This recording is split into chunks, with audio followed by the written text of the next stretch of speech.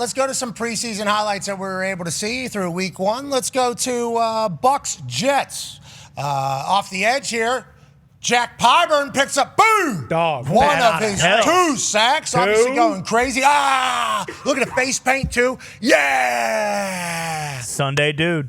No, someday you mean Sunday. Oh, what? Because this season, he'll be playing college football again. Really? Ladies and gentlemen, joining us now on how that works is the authority on college sports, Pete Thamel. Yeah, Pete. Pete, I've seen you in this exact spot for a couple hours now trying to explain what the hell is going on. Obviously, in Colorado, there was a ruling for 5 for 5. Kids will have 5 years to complete 5 seasons of football. The latest it can start is at the age of 19. So if you're in there, that's what happens. Then, judge in Louisiana has now granted the class of last year that didn't get the opportunity to do the 5 for 5 to open up the 5 for 5 deal to them, which included some guys that are currently in NFL camps and currently picking up 2 sacks in preseason games. They can now allegedly go back and play college football due to the 5 for 5. Now, it cannot be any red shirt players that played 4 years because that would be 5 years. These are all non-red shirted players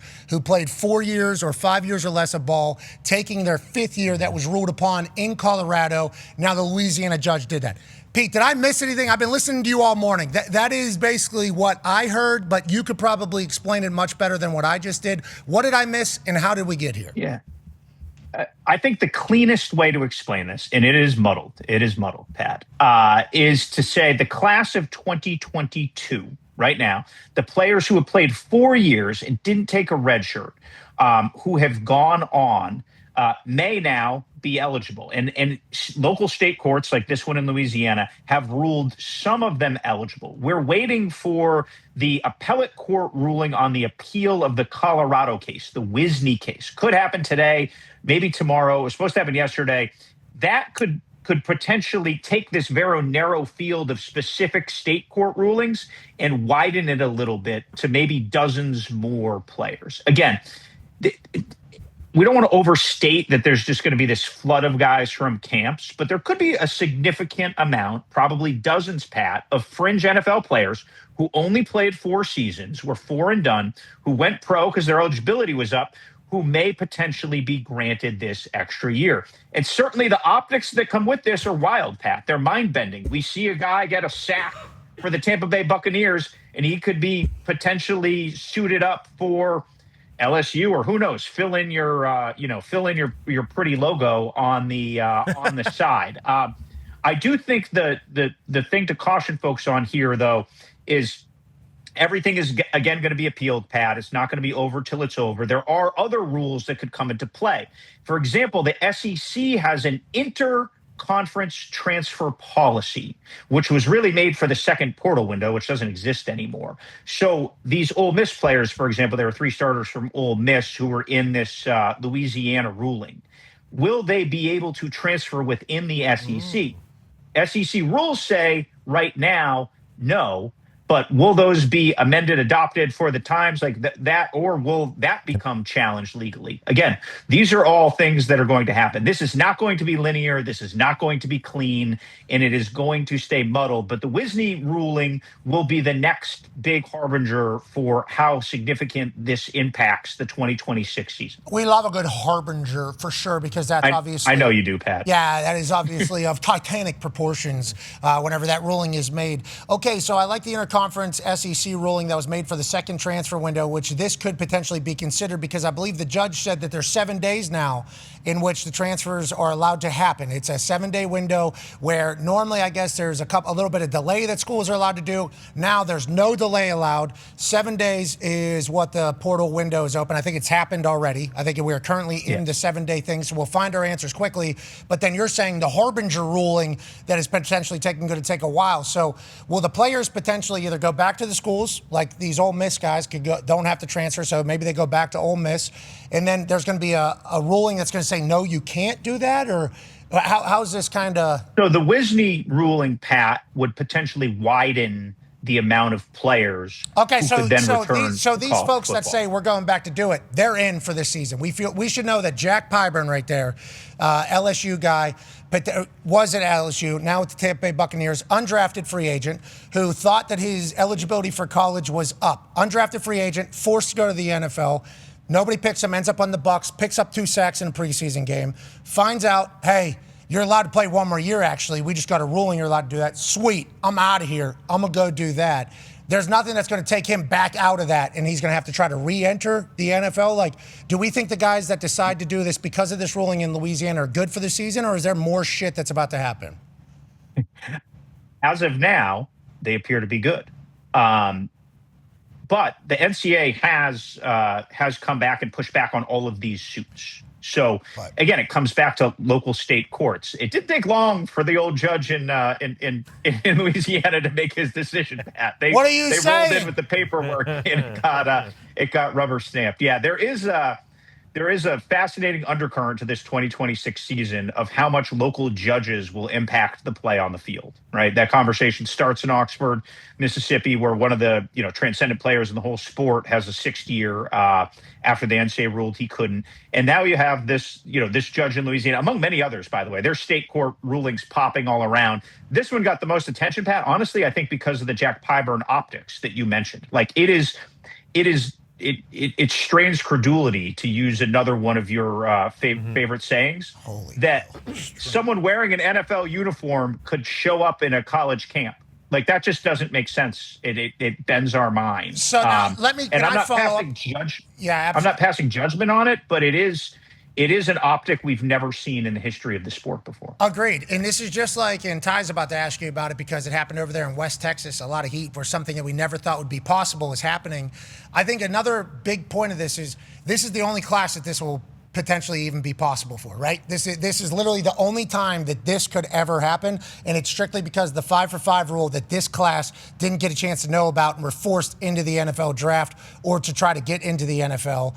And then Jack, undrafted free agent, gets some playing time, does well, then the immediate thought is like, well, why don't you want to stay in the NFL? He has no idea if he's going to make that team, but he does know in college you can couple $100,000. You can build up your draft stock again. These guys are going into the NFL draft again next year. How does that whole thing work? That is unknown, and I've made some calls about that today, and I have not got a linear answer from these are just questions that have never had to be answered before, Pat. Right?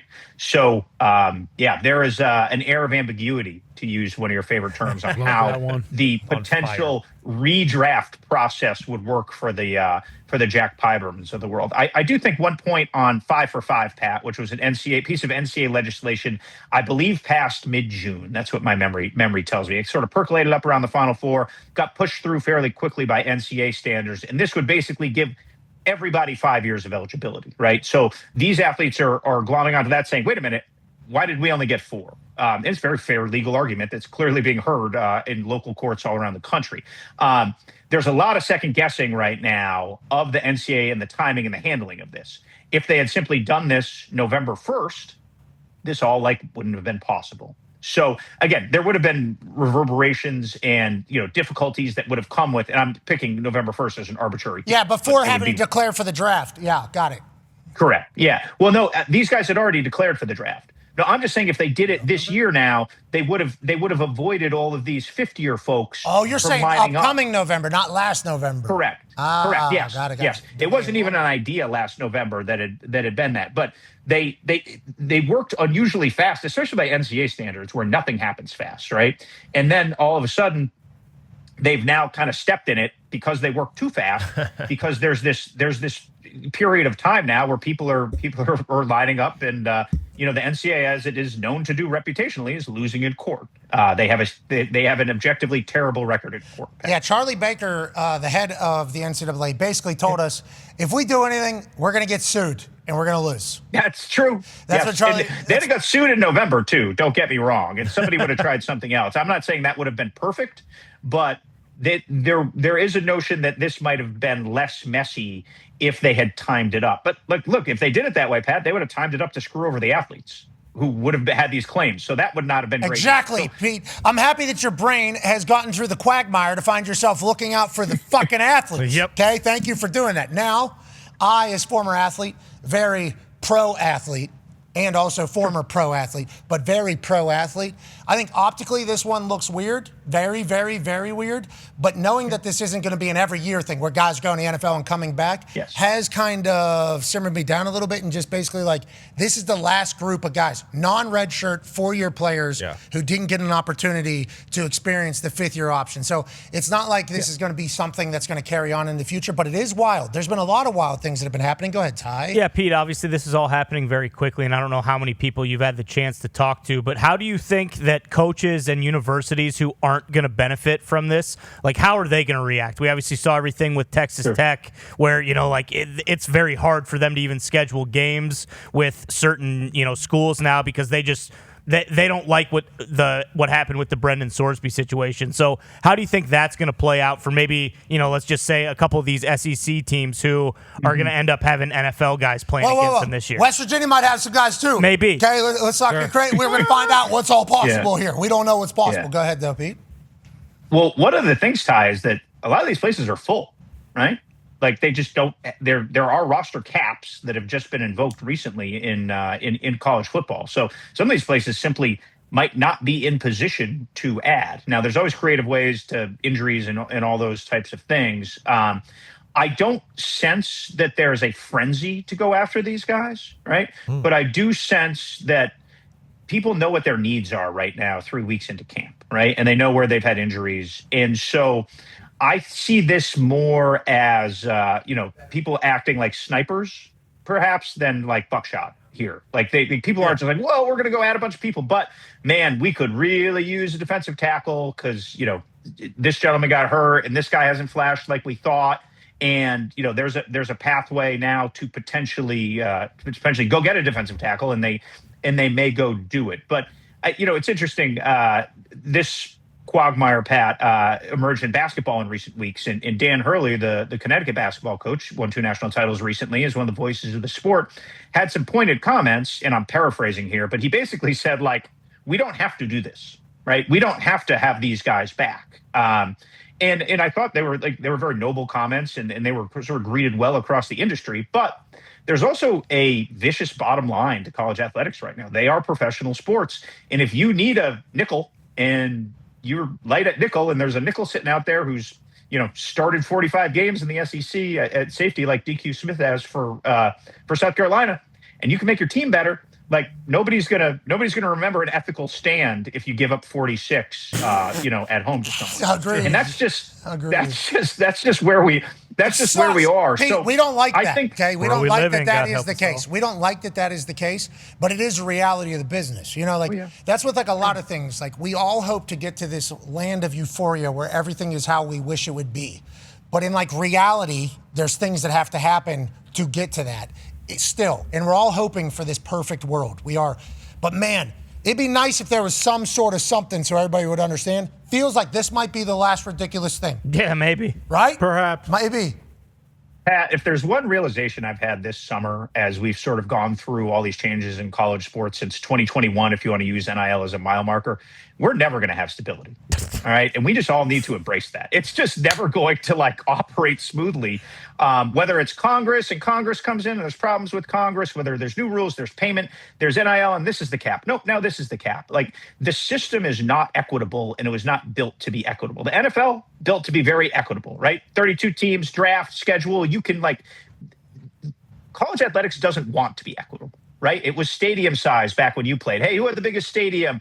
You know, who sold you had the biggest weight room, right? Those were the different things. Now it's just who can spend the most, and people are going to be creative, as they have been for more than a century, on how to spend the most. It used to be in McDonald's bags. Now it's, MMR money and washing it through there. So anyone who thinks college athletics is close to a period of stability, I think is naive. I just think it's going to be chaos.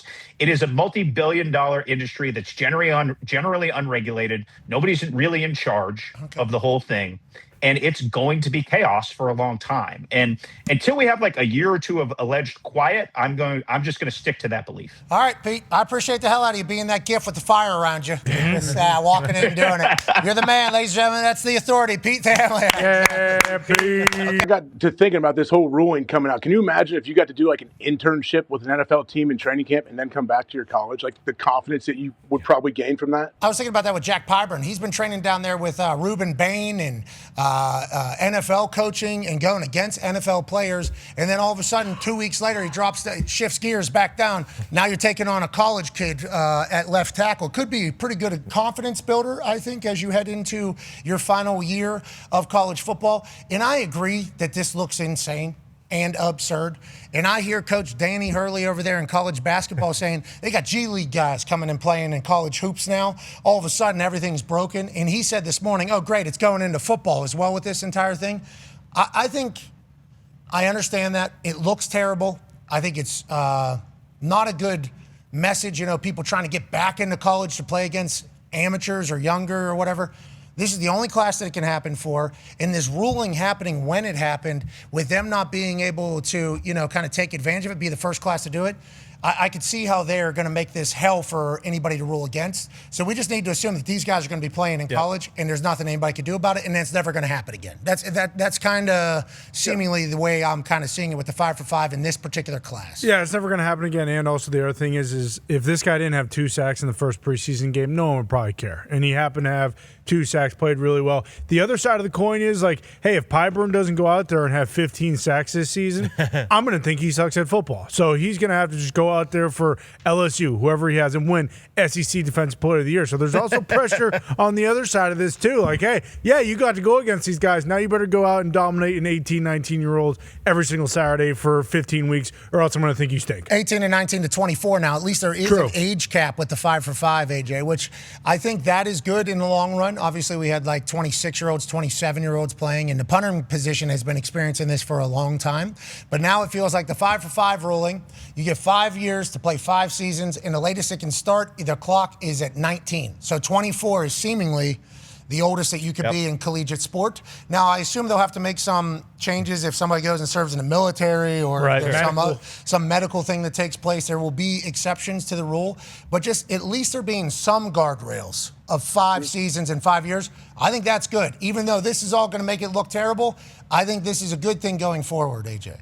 Yeah, exactly. This is a one-time thing. It's a one-off situation that won't happen again. But yeah, we talk about like the guardrails we need, and no one really knows what exactly that means. But this is at least like one small step towards something coming together, I guess. One small step for ball. Mm-hmm. One giant leap for what the fuck is wrong with said sport? And Pete Thamel just came in and said, listen, boys, it's going to be chaos forever. Mm-hmm. It was chaos. McDonald's bags, you remember? Now it's a different type of chaos. Guess what? In 2 months from now, going to be some different type of chaos.